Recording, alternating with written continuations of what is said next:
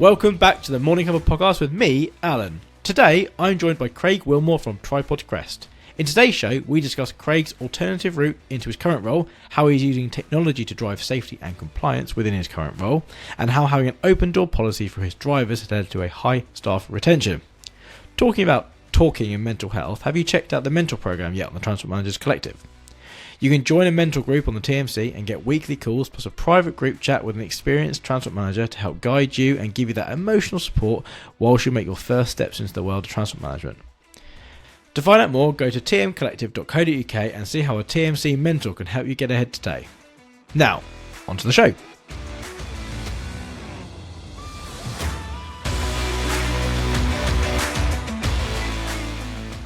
We shall just start talking. That is the start of the podcast. I really wish I could be more professional, but alas, I apologise, Craig. Hello, Craig. How are you doing? Yeah, I'm good, thank you, Alan. How's things at your end? Yeah, not too bad. This always sounds forced because we've been talking for 10 minutes before I hit record, but there we go. Welcome, Craig, to the podcast. For our listeners that don't know you, you're from the Tripod Crest group. I thought to kick things off, do you want to give a quick background about who Tripod Crest are and what they do, just so people can sort of get context? So, floor's yours. Perfect, thank you very much. So Tripod Crest were established in 1982, predominantly as a road surfacing company. In 1993, they diversified and started buying road planers, and they acquired an additional company which focused on civil engineering called F&T Goodwin. So we're now a group. We've kind of got three divisions within the group. There's one that specialises in road planing, one that specialises in supply of labour for road surfacing, and then F&T Goodwin that do everything from civil engineering all the way through to major surfacing projects. I've been with the company, started as a lorry driver in 2014, and then made my way through into transport management after 2.5 years on the road for them. So I kind of came from the work end up into the office, which is good. As a business, we really promote internal development of the staff as well, which is good. And I've been doing that ever since. Obviously, it's always a constantly evolving industry. Yes. So yeah, it's interesting times at the minute. So, I mean, you say you started off as a driver. What's your... Let's see if we can summarise your background to get to that point. Because I know when we had our preliminary chat, it was quite a colourful route through. So I think our listeners might... The reason I ask this question to people on the show is not every route in is the same. A lot of people start off as a driver and go to TM. That's kind of a very normal route, but you had like a weird route even into driving, didn't you? So kind of, do you want to summarise your journey to that point? Yeah, so I fell into transport at the age of 17. So I spent my first year at college pretty much in the pub with my mates. Of course. The best place. It's the best place to be when you're at college. Exactly. And did the exams for the first year and then passed everything. And I was like, what am I doing? Like, is there any point in me carrying on? So over the summer holidays, I thought to myself, if I can get a job, I'll go and start work. If not, then I'll go back and finish my A-levels. And a family friend was round and having a conversation. He said, my company's taking people on. It's a young drivers scheme. So I applied, not really knowing too much about it, but it was essentially a scheme being run by the government. And it meant that drivers, at the time where you had to be 21 to take your HGV, under the age of 21 could basically take their class 2 HGV. You'd have to stay with the company and do an MVQ at the same time. So I joined the company and did the MVQ, and I started driving HGV class 2 just before my 18th birthday, which was obviously super young, and everybody was a little bit skeptical and critical because I was so young. And then I stayed with them until I was 21, and then I took my class 1, obviously looking to progress and drive the bigger trucks. Following that, it was one of those moments where I'm kind of thinking to myself one day, is this what I want to do for the rest of my life? Do I want to be a lorry driver? So I went away from lorry driving and retrained as a plumbing and heating engineer. As you do.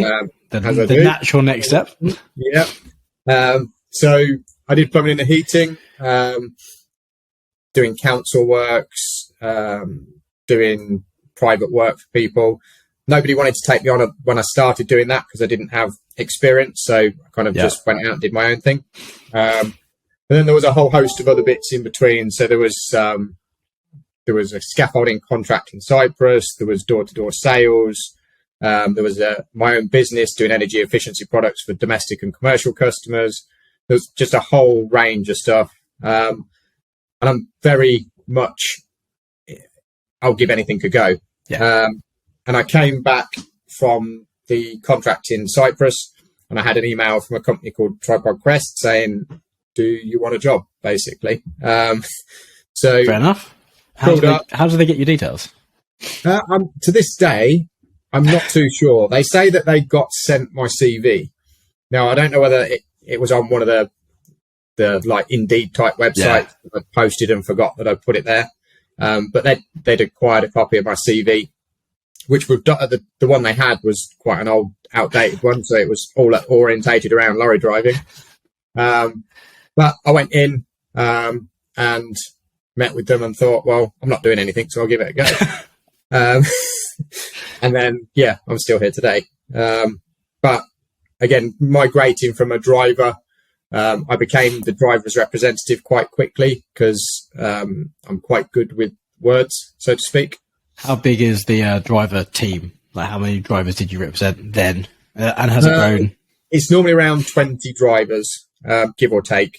And I think they liked the fact that I had the confidence to go and speak to the management team, that I could express any issues and concerns. I think when you get to a team of that sort of size, it does make sense to have a rep for it, because you can't all go to the TM or to senior management and whinge and bitch and complain, because it sounds whingy and bitchy and complaining. Having one person who can speak and then can put that point across, I think, is really important.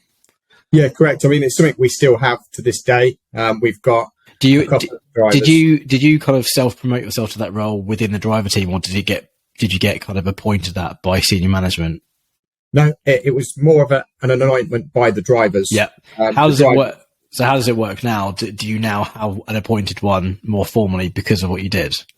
We've got one driver that's kind of like the appointed, but we've got several that have now got the confidence to come in and have chats with the management team. And obviously, because I'm still to an extent an ex-driver, I understand a lot more. I mean, the previous transport manager was a transport manager. He didn't have his HGV and he hadn't come through that same process as me. So having done the job obviously helps a lot, because the drivers know that if they've got an issue, they can talk to me about it. So understanding the driver's side of it is very important. I mean, it's important to know your compliance and your transport manager stuff, but understanding the driver's elements and the day-to-day. Because the psychology and the behaviour of a driver is important to understand that, to get them to be compliant and safe.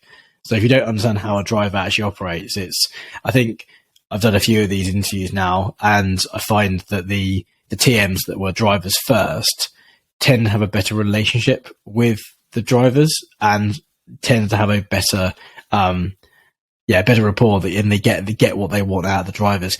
We interrupt this program for a special report. Not really, just me again. So, you've done your CPC exam. Now, let's prepare for the real world of transport with the TMC Mentor Program. Join a mentor group on the TMC and get weekly calls plus a private group chat with an experienced transport manager to help guide you whilst you make your first steps into the world of transport management. To find out more, go to tmcollective.co.uk and see how a TMC mentor can help you get ahead. Anyway, that's enough from me. Now back to, me. Remind me, when did you become a TM? How recently did you transition from driver to office? So I've been now transport manager for 5 years. So it would have been 2.5 years from me starting. So it was in the sort of like 2016, 2017 transition. The drivers you were colleagues with back when you were driving, a lot of those still drivers now at the company. Have you got a lot of like retention, of the stuff? Yeah, I mean, it's definitely to an extent one of the businesses where it's dead man's shoes. I mean, our eldest driver is 77 years old. Wow. And he's just undergone a knee surgery. Now we're kind of saying to him, like, you don't have to come back. He has officially retired twice, but it's for him. I think it's a love of the community. It's a love of the job. Yeah. I mean, a lot of our drivers have got 10 plus years. We have got some newer drivers, but generally when the drivers, it's Marmite. You either come in and you absolutely love it and you never want to do anything else, or you know very quickly that it's not suited for you. Yeah. And you kind of go, yeah, okay, look, it's not for me. Thanks for the opportunity. It's not the cleanest of driving jobs, is it?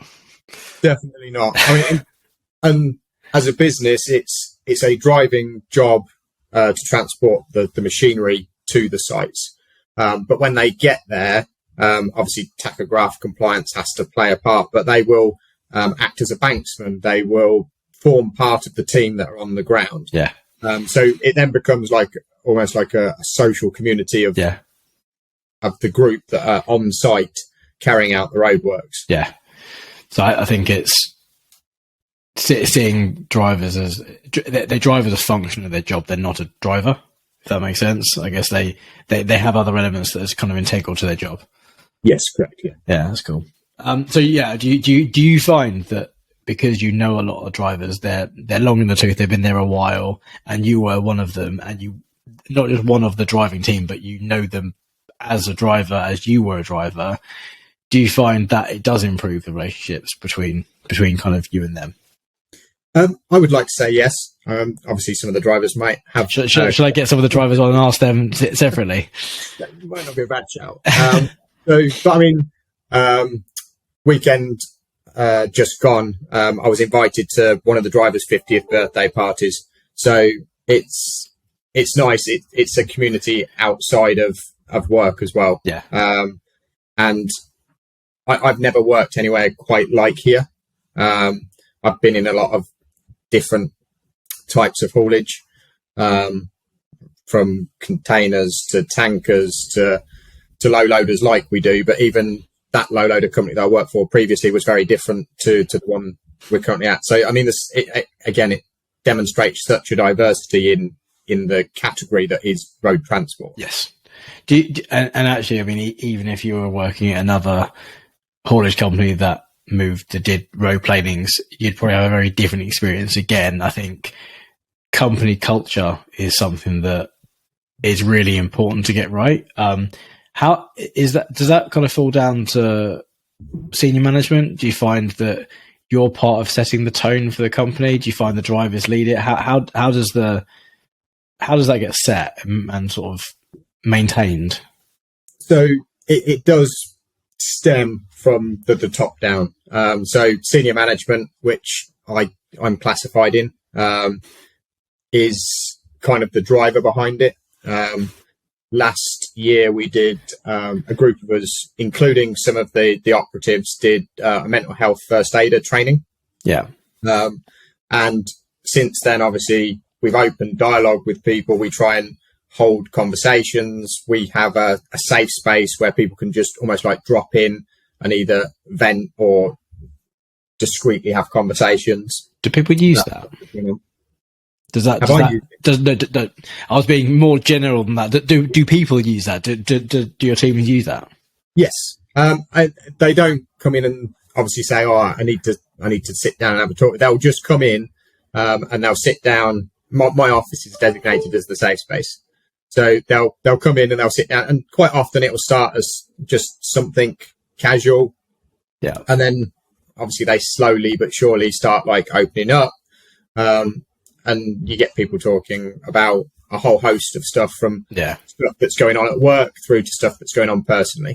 But it's an avenue for them to discuss those kind of things with us. And we're not there to fix their problems, but we can perhaps help guide them to people that can help.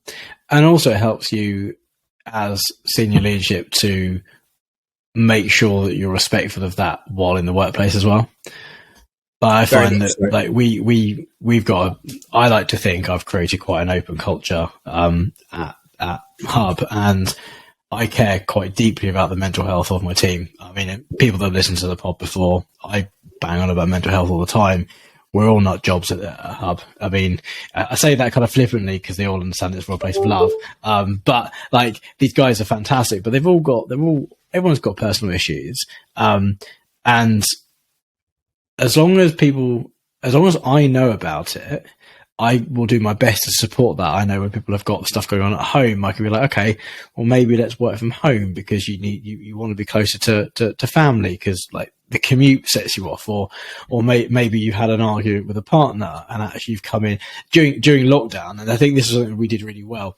Admittedly, we're a software company, so we can work from home and we use video calls as a main communication, especially during lockdown. Driving was different. It's different. I grant you that. But we had a traffic light system. We would say a colour at the beginning of every meeting because lockdown was really, really fucking stressful for so many people. And you're cooped up in your house with your family that you can tolerate for some hours of the day, but every hour of the day can get a little bit overwhelming.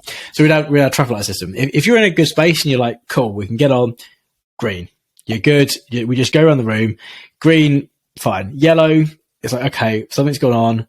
We can then be respectful and kind of maybe reevaluate things and at least if someone's distracted or being argumentative or being a little bit disruptive and not necessarily kind of playing fair, we understood why. So we could be more kind of respectful for that. And a red was an automatic stop the meeting.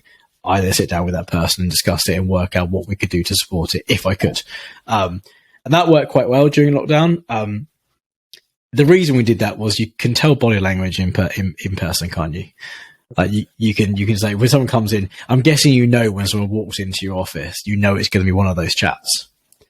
Yeah, I mean, I think it's something like 70% of all communication is non-verbal. Yeah. So obviously picking up on people's demeanor, people's body language, the way they're kind of like, even down to the way that they walk into the office. Yeah. I mean, we even get management come in to have a sit down because they just need to escape what's going on for 5-10 minutes. And some of the times they'll vent, and some of the times they'll just talk about something completely different just so that they can distract themselves, calm themselves down, and then go and carry on. I mean, ultimately, all business is about the people. And if people aren't in the right place, then it can be difficult to have a productive business. Yeah. I know, obviously, there's a lot of people that kind of sit sometimes on the fence of, are people using mental health as an excuse? And to an extent, there will be people that do that. But as a majority, I don't think people rely on that. No. It becomes apparent with all the context that goes around the conversations and all that kind of stuff. But it's also, as a business, managing those conversations and painting the bigger picture of, is this a legitimate reason, or is somebody trying to manipulate it and just say, oh, yeah. No, I think, but that comes from having open dialogue the entire time, not just when shit's hit the fan, but actually when times are good. Like, we've been through some tough times here at Hub over the last few months. It's been a bit of kind of a rocky 6 months in terms of, I don't know when this episode is going to go out, but there has been a rocky few months, and it's been like trying to navigate those waters. There's been sort of like growing pains of what we're trying to achieve and what's our goal, where are we going, what's the product line, what's our kind of point. And I've done a load of one-to-ones this week with all my team. I've kind of started doing, rather than like annual appraisals, but actually weekly one-to-ones. There's only 7 of us in the team, so I can do 6 direct reports once a week. But there's a chance of actually giving a safe space where people can talk about stuff. And I think when work is going well, like it is the last few weeks, people are really enthused, really motivated, people really want to be really switched on.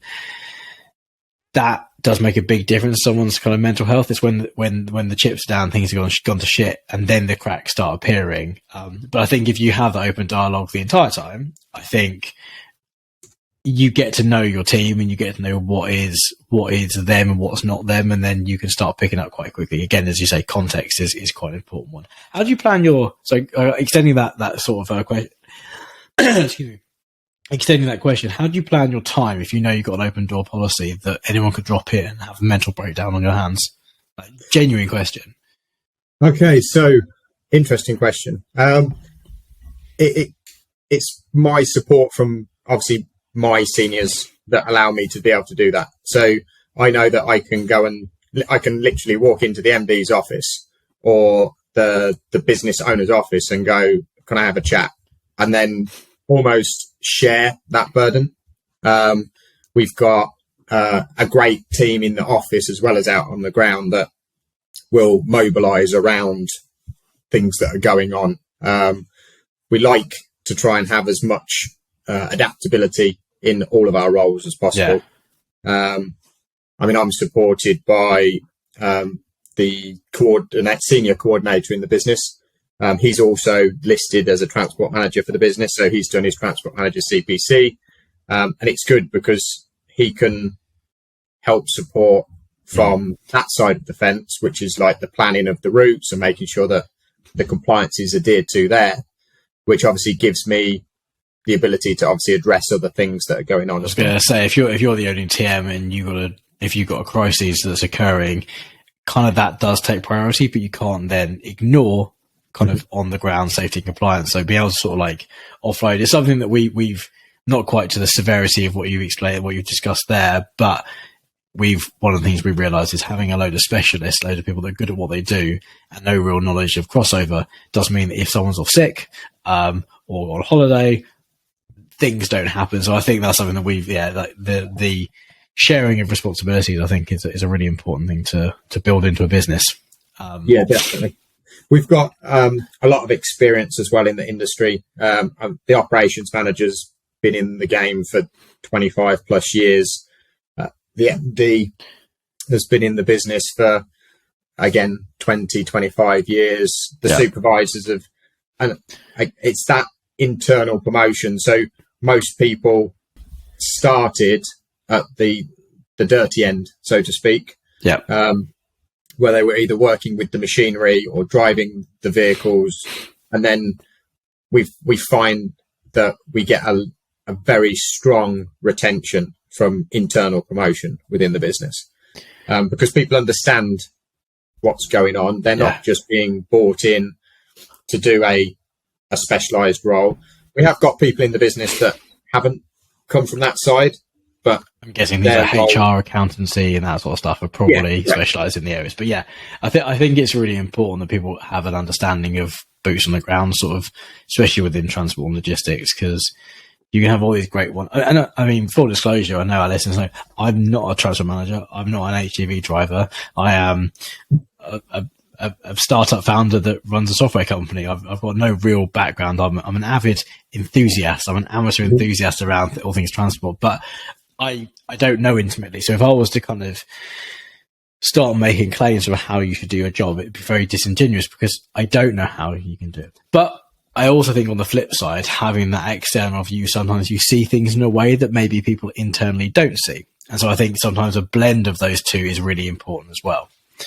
Yeah, I mean, you have to be adaptable. I mean, and we promote people coming in and challenging process. Yeah. So our health and safety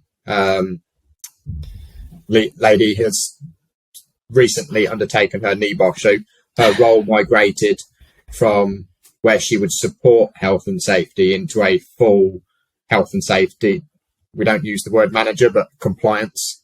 And she is very good to work with, because if I say, we've had an incident and there's been a road traffic incident, and then I'll collect information and data, and then I'll sit down and we'll analyze it together, because she will ask questions from an outside perspective. So stuff where I'm going, well, that's happened because of that. Well, that's because I'm thinking like a driver. Yeah. Whereas she's looking at it from a health and safety or a compliance point of view and going, well, is that something that should be happening, or is that something that you just accept is happening? Yeah. Has she got a background in driving or not then? No, she's not a truck driver. So So one thing we noticed, so harking back to Hub's early days before Hub was even Hub, we've gone through a couple of rebrands in the last sort of 5 years. I came in, we were initially doing Force consultancy. That's how we started this kind of iteration of what we are now. And we'd walk into clients' houses. We were literally, it was like boots on the ground. I was walking to people's houses, talking about how we could support them with their Force. And it's like, oh, this is how we've always done it. I was like, just because it's the way you've always done it doesn't mean it's the right way of doing it.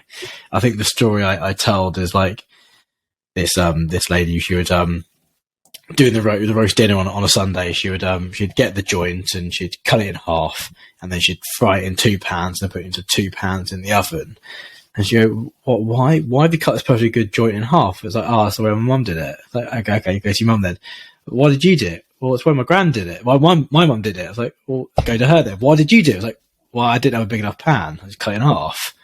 It's like you've inherited something all the way down generationally just because it's the way it's always done. Doesn't mean it's the right way of doing it. And I think that's quite a colloquial kind of fun anecdote way of saying it. But I think it does highlight the point that sometimes people do things a certain way just because it's the way it's always been done. And having a fresh set of eyes that don't understand the industry sometimes comes with that no preconceptions and no biases. I think that's really important. So yeah, no, it's good that it's built into the company. I think that's important. I'd like to think that I'm also a strong advocate, obviously in line with that, of promoting change. When I came into the role, there were a lot of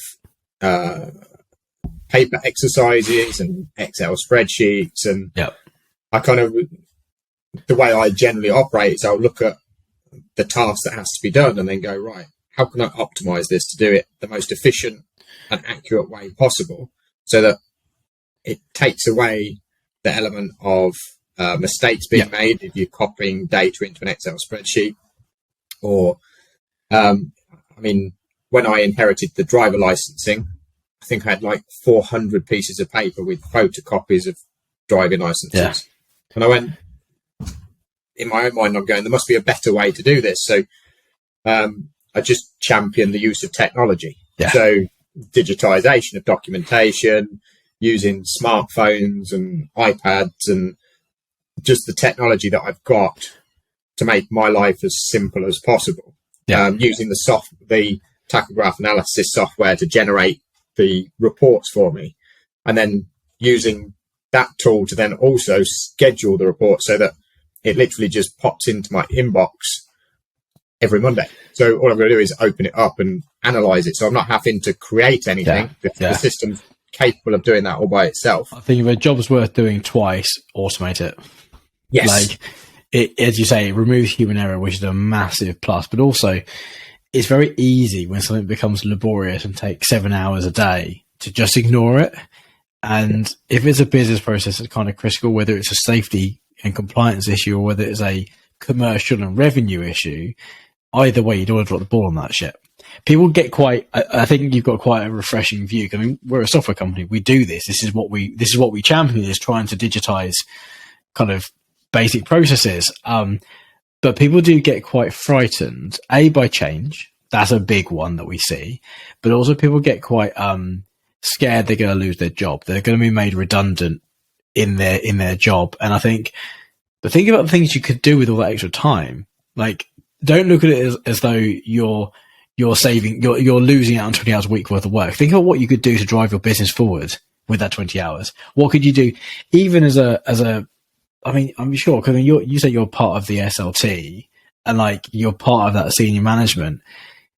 Although you've got KPIs that are safety and compliance driven, you want the company to succeed. You want it to be commercially viable and to grow as a business. If you could save 20 hours of time a week by automating stuff, imagine what stuff you could do to drive the business forward, which is like incredibly valuable for small businesses, because small businesses, the more successful they are, the more likely that's going to be passed on to the actual team that works in it. And I think it benefits everyone. So I'm a massive advocate for this sort of stuff.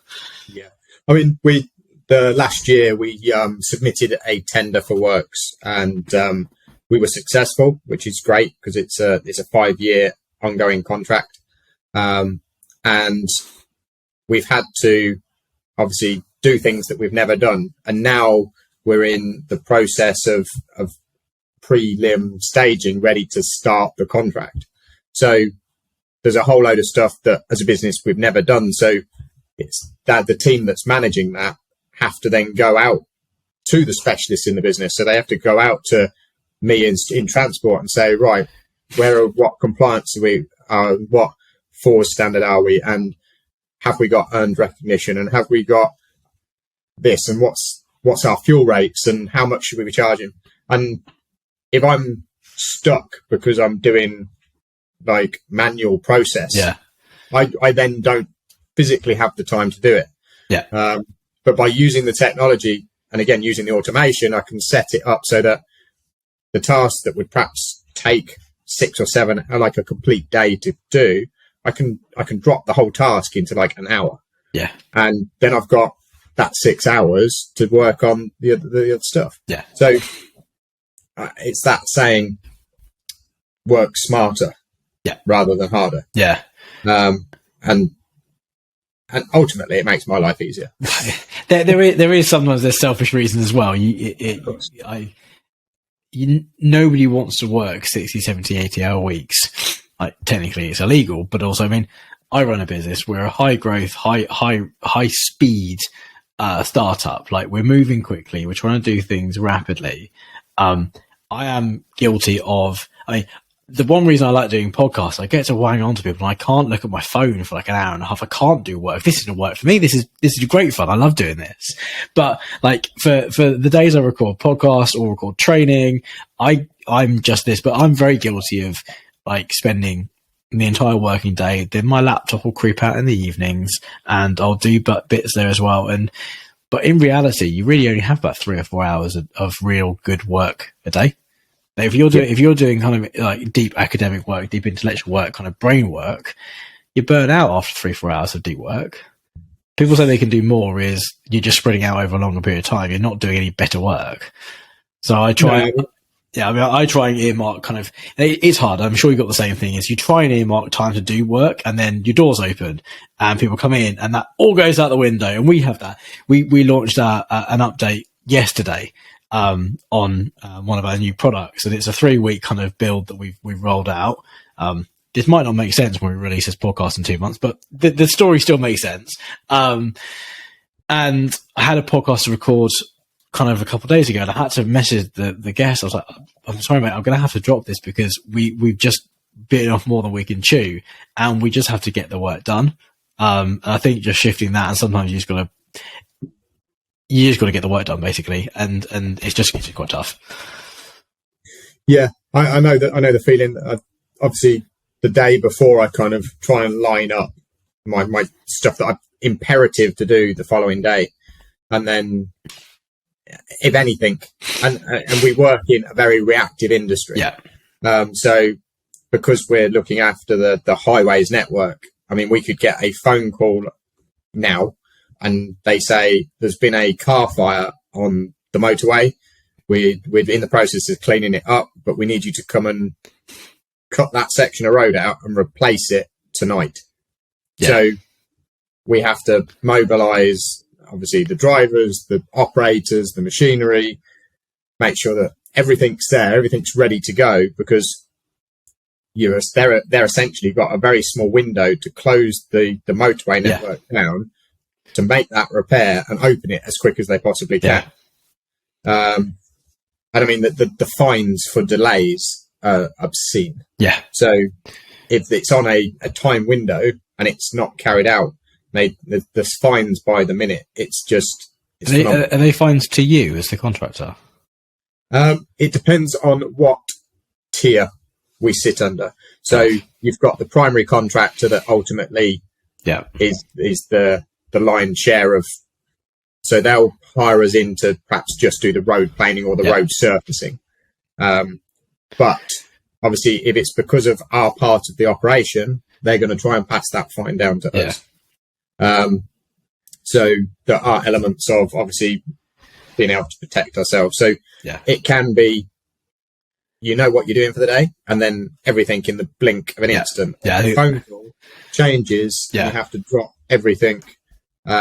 We had a vehicle incident a couple of weeks back, but again, it just threw a massive cog in the works, because what you was doing for that day now becomes an accident investigation. And it's also that if that's a vehicle that's involved in an incident, that vehicle's now VOR, the driver's out of action for whatever reason, whether it's kind of either pending an investigation or in hospital or whatever, that throws out. And if that person's mission critical to getting that job tonight to repair that motorway or whatever, yeah, I get it. I mean, the amount of times I have meetings rearranged within like 5 minutes of a meeting starting with external partners and clients, because I've just had an incident I've got to deal with. I can't, like, at the end of the day, I'm very low priority in what we're trying to do in terms of the reactive nature. Like that, I get that. But yeah, so how do you balance your time? Do you have like, obviously we try and do to-do, you said you try and do to-do lists before you go to bed at night. That's kind of how I operate as well. Do you kind of have like a closed door? Do you have like, I need to do something for 2 hours, or do you work from home on those days? Do you go to coffee? How do you sort of balance that?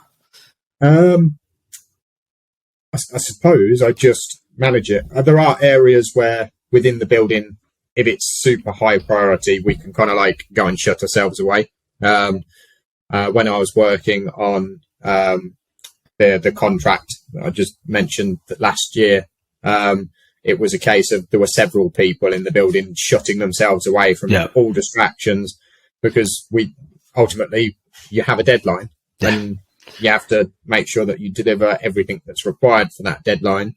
So there were elements of that across the business.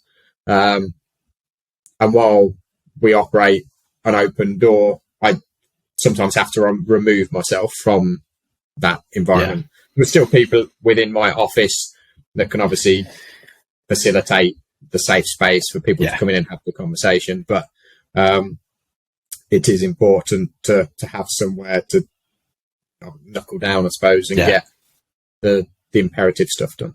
I think it's important that you do give, because that's the point I was trying to make when I went on my meandering story about the release. It was like I had to cancel things because we thought it was going to be done by a certain day, and then it wasn't. And then it's like, okay, all hands on deck. All my plans for the week go out the window. We just got to get this out the door. And because it was a deadline that we put on ourselves, but you want to work to a deadline, it doesn't work.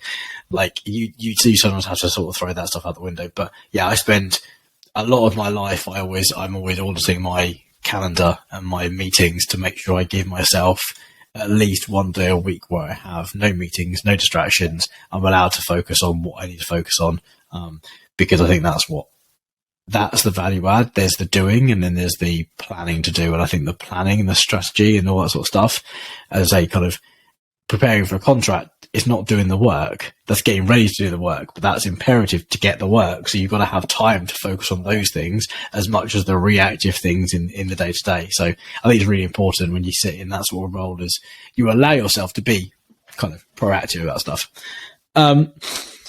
So I'm just kind of, we said we weren't going to do questions, but we've rambled through a few bits and bobs. I think kind of to sum up the episode and kind of round it out, we've not spoken too much about the specifics. Obviously, you're an internal TM. How many trucks how many vehicles are on the licenses? So I manage 3 operators licenses. One of them's just got 1 vehicle, which is nice and easy. Our Somerset depot has between 4 and 6, depending on what works are going on. And then our Northampton depot has about 11 to 13. Again, it fluctuates depending on what's contractually going on. But obviously that's why it's important to have that scope within the operator's license to scale up and scale down.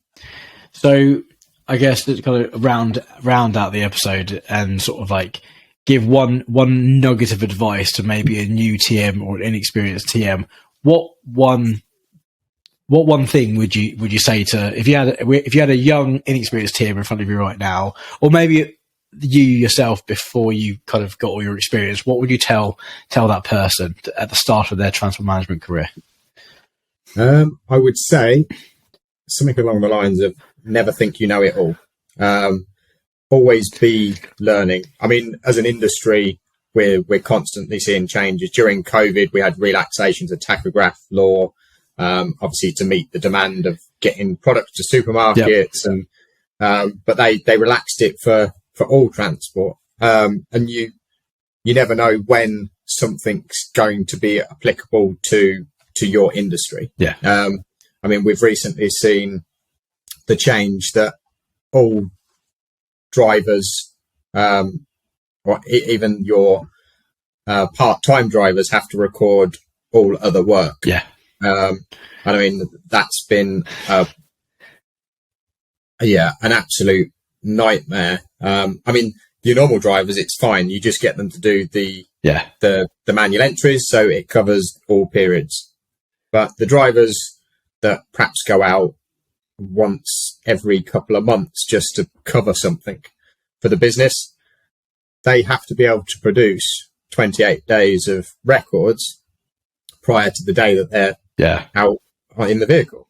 So essentially, they either have to do a manual entry for those 28 days.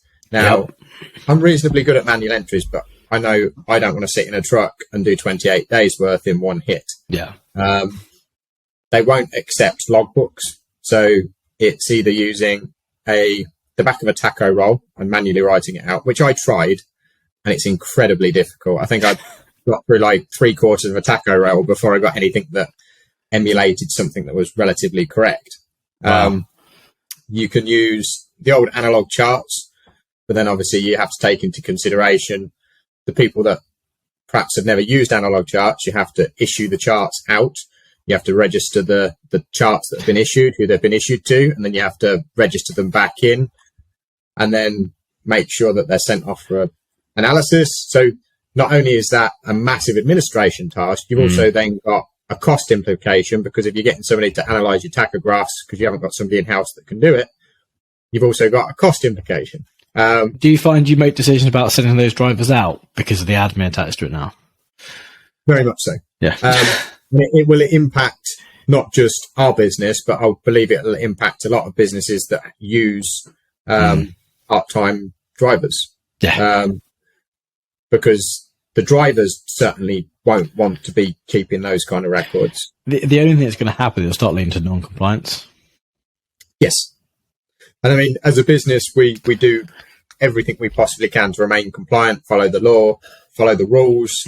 And when they bring something... Now, the way I summarised it was they've gone forward with the digital tachographs. They've now got units that can be read from units on the side of the road as the driver drives past. But they've essentially gone, well, no, we want you to get your pen and paper out, and we want you to manually write on the back of a tachograph roll. Now, as you drive up the road, that super clever bit of kit that can talk to the other bit of kit doesn't no longer can, because it's written on a piece of paper. Yeah. I think they need to look at the better solution.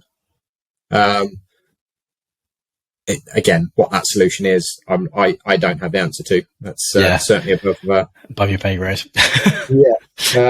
Although I constantly, I mean, we currently use attestations to meet the compliance for the part-time drivers. But each week period has to have 3 attestations. So, and again, that's me. I'm constantly trying to learn. So going back to the question of what would I say to somebody new, never stop learning. Just sign up to as many newsletters as you can. Get the information so that you're using technology to bring the information into you. Yep.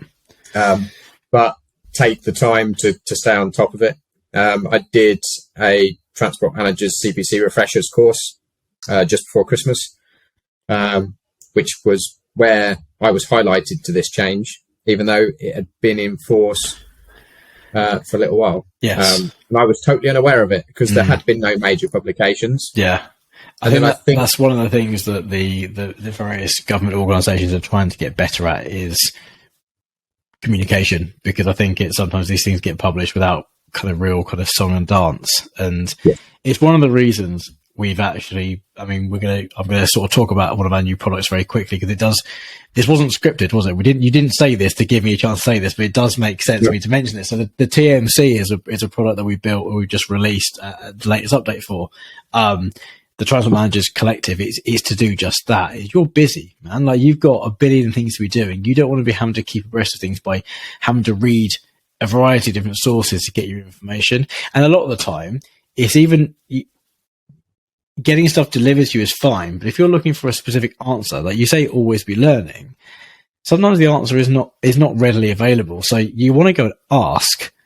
And generally, the only place you can really ask is either internally, if you've got senior management that know it, but generally, if you're the transport manager in a firm, chances are you're the most senior transport person in the firm.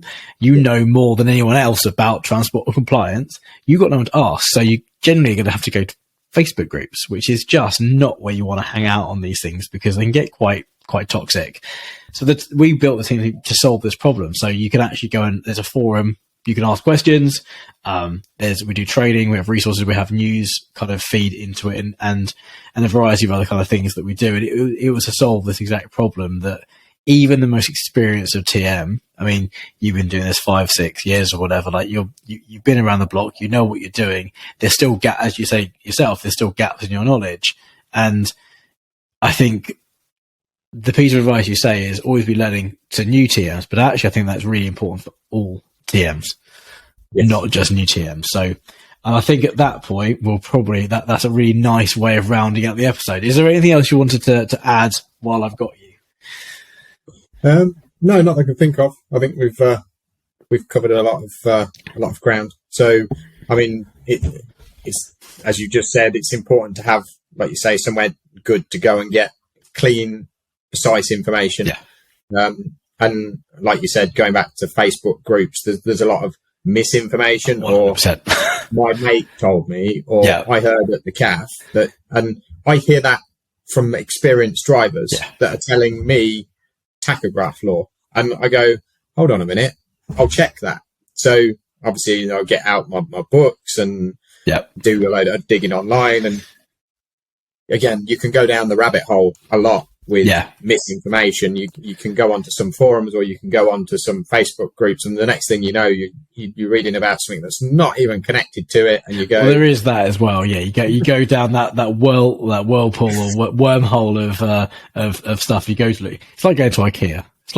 You go in to get one thing, you come out with a billion other things you don't need that bottom thing you went in for.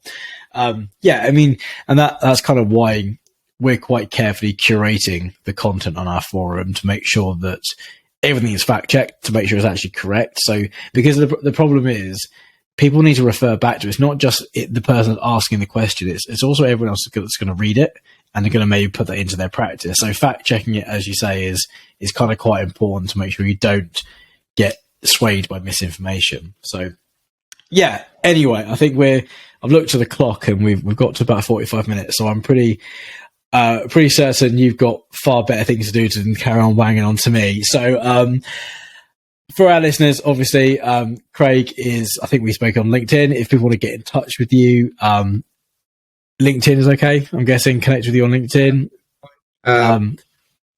Just search me, Craig Wilmore. Yeah. One L.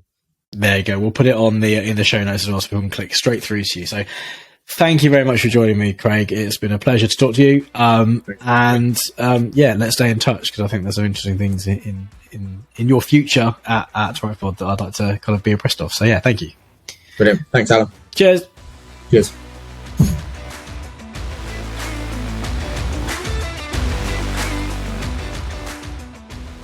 Thank you to Craig for joining me this week, and thank you so much for listening to this episode of the Morning Cuppa podcast. If you like this week's show, be sure to go ahead and leave us a review on iTunes, Spotify, or wherever you get your podcasts from. This will help us get in front of even more transport professionals just like you. As always, I do love chatting to other transport professionals, so go ahead and find me on LinkedIn, Instagram, using the links in the description somewhere. I'm sure they'll be there. That's all from me. Once again, thanks for listening to the show. I've been Alan, and this has been the Morning Cuppa podcast.